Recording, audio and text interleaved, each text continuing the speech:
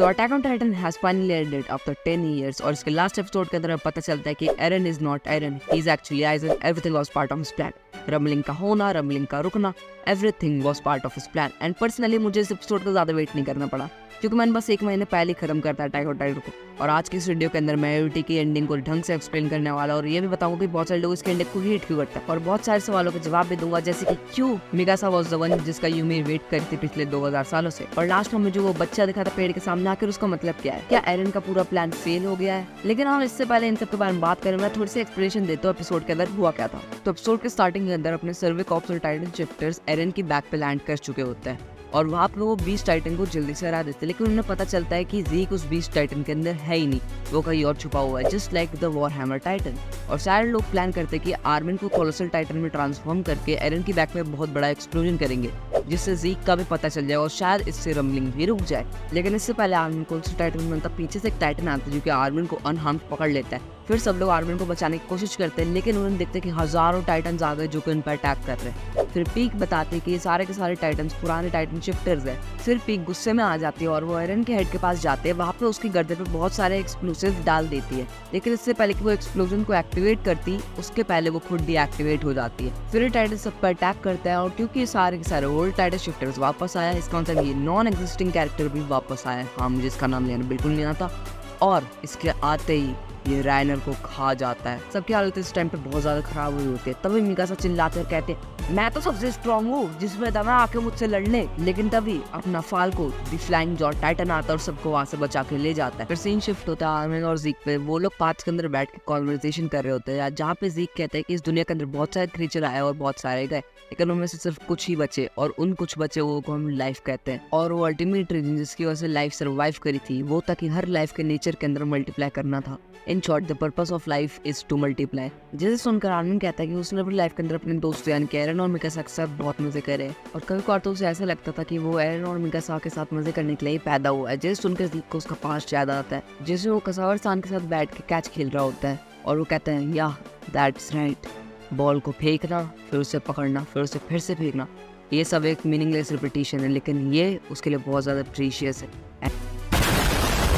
इन सबसे ज़ीक की ideology change हो जाती है। इस बार सीन शिफ्ट होता है रियल वर्ल्ड के अंदर जहाँ पर हर किसी की हालत बहुत खराब होती है। सारे टाइटन उनके ऊपर अटैक कर रहे होते हैं लेकिन अचानक से जो टाइटन 2 मिनट पहले तक उनकी जान के पीछे पड़े थे वो अब उनकी हेल्प कर रहे होते हैं, जिसकी वजह से हर कोई बहुत ज़्यादा शॉक और कंफ्यूज हो जाते हैं। लेकिन इस बात का फायदा उठाकर वो लोग आर्मिन को मिलकर बचा लेते हैं और इसके बाद ज़ीक अपनी लोकेशन रिवील करता है और अपनी मौत को बुलाता है यानी कि लीवाई को बुला रहा होता है। फिर जैसे ही लीवाई ज़ीक को देखता है वैसे ही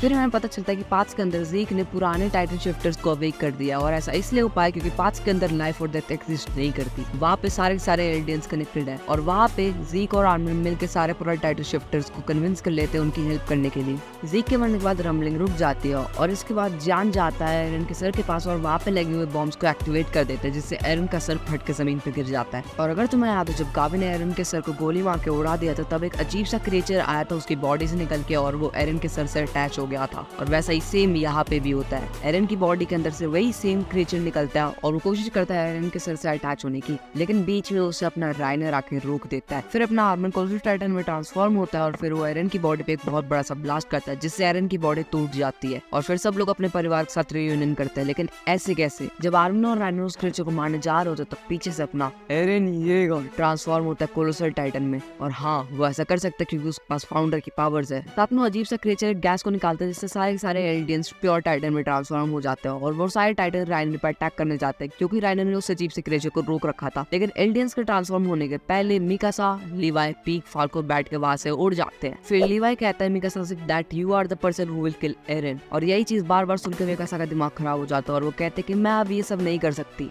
फिर सीन शिफ्ट होता है एक शांत सी जगह पे जहाँ पर मिकासा और एरन बैठे हुए थे और वहाँ पे एरन कहता है कि रमलिंग रुक गई थी और मैं हार गया था। मैंने बहुत सारे लोग को मारा है और मैंने बहुत सारी जिंदगी ली है और आखिर के जो 4 साल बचे मेरी जिंदगी में मैं उन्हें तुम्हारे साथ शांति से बिताना चाहता हूँ, जिस बात पे मिकासा एग्री करती है। फिर एरन मिकासा से कहता है कि मेरे मरने के बाद जो स्कार्फ मैंने तुम्हें दिया है उसे तुम फेंक देना, लेकिन मिकासा मना कर देती है और सीन शिफ्ट होता है रियल वर्ल्ड में जहाँ पे मिकासा अपना स्कार्फ पहनती है और फिर आर्मिन एक पाथ क्रिएट करता है जिससे मिकासा उस टाइटन के मुंह में जा सके। फिर उस टाइटन के मुंह में जाने के बाद मिकासा एरन को मार देती है। ये सब यूमिर भी देखती है और एक स्माइल भी देती है। अब बहुत सारे लोग कंफ्यूज होंगे कि मिकासा और एरन वाली बात बीच में कहाँ से आई। तो एक्चुअली एरन ने फाउंडिंग टाइटन की पावर्स यूज करके करा था। उसने मिकासा को ये दिखाया कि अगर वो कुछ नहीं करता तो फिर उसके बाकी 4 साल वेस्ट हो जाते। और जब मिकासा एरन को मार देती है तब वो अपने साथ सारे के सारे टाइटन पावर को लेके मरता है, ताकि 2000 साल से चलने वाले टाइटन वॉर्स खत्म हो जाए और जिन लोग को अब तक दुनिया डेविल्स बोलती थी अब वो उन्हें हीरो बोले। इस वक्त एरन और आर्मिन की एक बहुत लंबी कॉन्वर्सेशन होती है, जिसके अंदर एरन आर्मिन को अपने फ्यूचर के बारे में सब बताता है कि वो क्या करेगा आगे जाके,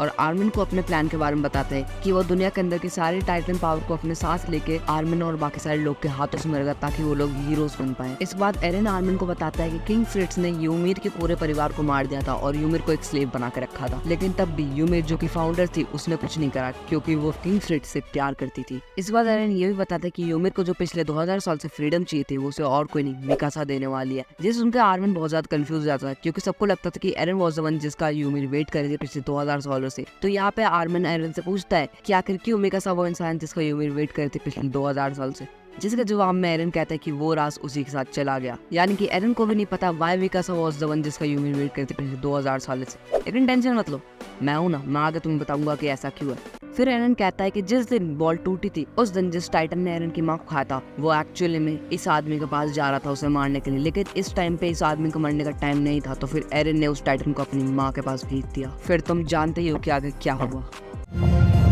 यानी कि इस बंदे की जिंदगी में जो 2 मोस्ट डिस्टर्बिंग चीजें हुई थी वो एक्चुअल में इसी की वजह से हुई थी। एरन का बाप यानी कि ग्रिशा येगर रॉयल फैमिली को मारना नहीं चाहता था, लेकिन एरन ने उसे मैनिपुलेट किया ताकि वो उन्हें मारे, और उसके बाद अपने बाप को खा गया। और दूसरी अपनी माँ की डेथ और इसका टाइटन की तरफ हिट, हर चीज इसी ने स्टार्ट करी थी। इसके बाद चेंज शिफ्ट होता है रियल वर्ल्ड के अंदर, जहाँ पे मिकासा एरन का हेड लेके खड़ी होते हैं और इस हेड को देख के आर्मिन बहुत ज्यादा रोता है। इसके बाद दुनिया के अंदर से सारी की सारी टाइटन पावर्स खत्म हो जाती है और जितने भी लोग टाइटन बने थे वो सब वापस नॉर्मल बन जाते हैं, यानी कि कोने की माँ भी नॉर्मल बन जाते हैं। इसका मतलब एरन ने जो कहा था वो उसने करके दिखाया। उसने सीरीज के स्टार्टिंग के अंदर कहा था कि वो दुनिया सारी टाइटन्स खत्म कर देगा, जो कि उसने करा भी, और उसने कोनी को भी कहा था कि वो उसकी माँ को वापस ह्यूमन बनाएगा, और ये हो भी गया। अब बहुत सारे लोग कंफ्यूज होंगे कि एरन और आर्मिन वाला सीन बीच में कहाँ से आ गया, तो वो एक्चुअली में एक फ्लैशबैक था। एरन ने आर्मिन को पास्ट के अंदर हर एक चीज बता दी जो कि वो फ्यूचर में करने वाला है, और फिर एरन सारी की सारी बातें जो उसने बताई थी उन सबकी मेमोरीज उसके मन से मिटा देता है और कहता है कि तुझे ये सारी बातें फिर से याद आ जाएंगी जब तू मुझे मार देगा और दुनिया को बचा लेगा।